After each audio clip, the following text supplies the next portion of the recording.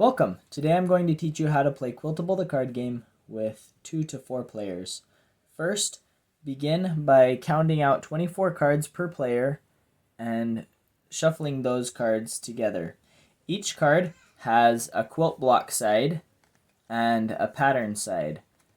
Turn all the cards to the pattern side, separate them into 4 roughly equal piles, they don't need to be exact, and then flip over 3 cards from each pile to go around the outside edge onto the quilt block side.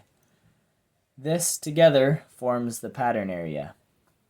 You can also take the reference card, which has a reference for each of the different actions available, which we'll explain in a minute, and a reference for how you can earn points throughout the game. During the game, you'll build out a 4x4 grid as your quilt, and you score points first by matching your different patterns. I'll show you how each pattern scores in a minute. Second, by completing your quilt, you get 5 points if you complete your 4x4 grid. And third, by adding these premium blocks with a little 1-point star in the corner. Those are 1 point each. On your turn, you can take up to 2 actions. That can be the same action or 2 different actions. The first action is to plan by taking a pattern card. This gets added near your quilt area, and it's yours for the rest of the game. Maybe for this turn, I would plan twice by taking 2 different pattern cards to help me visualize how I want to lay out my quilt. After the other player takes a turn, I might be able to try out the choose action. The choose action, you can take 2 to 3 connected quilt block cards from the outside edge of the pattern area. Remember that the cards you take must be connected, so I can't take these 2 unless I also take the one in between. You're limited to 2 or 3. You can't take just 1 or 4 or 5. And the cards you take have to remain in the same layout as when you took them. So if I take these 3, I can't switch around the layout or rotate I can rotate, but I can't switch out which block is where. I need to place it as is. Maybe for this turn, I would go ahead and take these 2 corn cobs because I see that a corn cob pattern is coming up. I could place those next to each other in a corner of my quilt. After taking the choose action, you need to refill the pattern area from the nearest pattern pile, but you can choose where each card goes as it's turned over, in which open spot. So if I were to take the choose action again, I might take these 2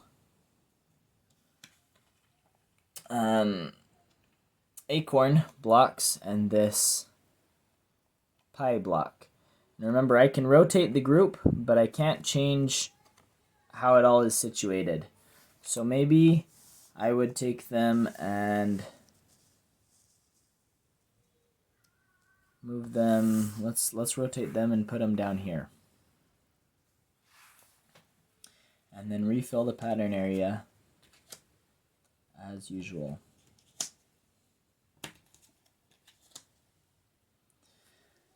The final action is to return blocks to the pattern area.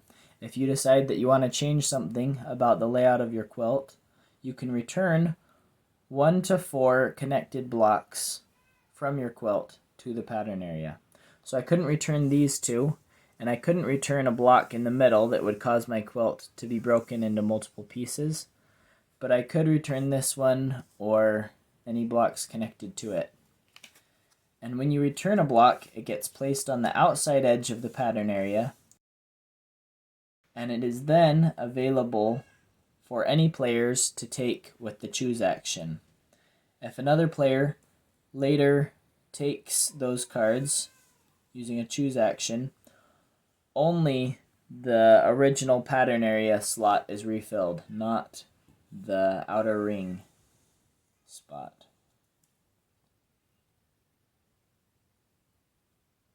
So those are the different actions that can take place. Let's fast forward to what the end of the game might look like to look at how quilts can be scored.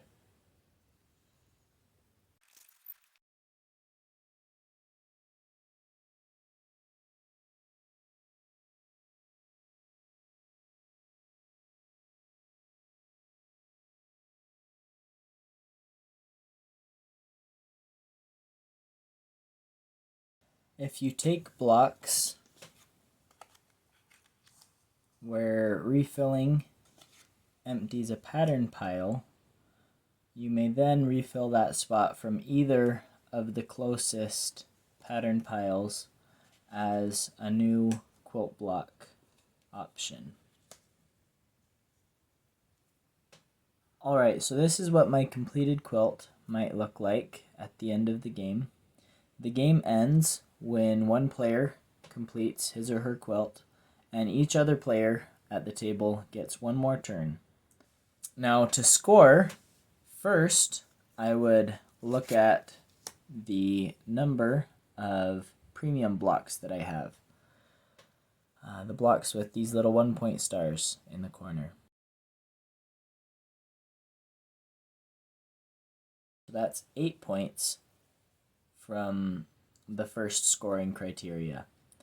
I would gain another 5 points because I fully completed my quilt, and then I go ahead and score each pattern. Score your patterns one at a time, and remember that each quilt block can count for all of your patterns, but each pattern can only use that quilt block once. So first, when scoring this acorn pattern, I complete the pattern once, either this way or this way.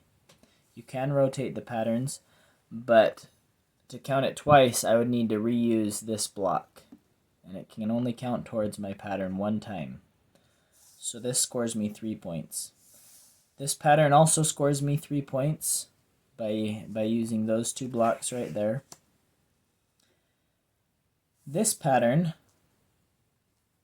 if we look at it from a rotated view, I've accomplished it here, A, B, and also right here, A, B. And each of those use distinct quilt blocks, and so this pattern can be scored twice for a total of 12 points. Finally, this pattern can also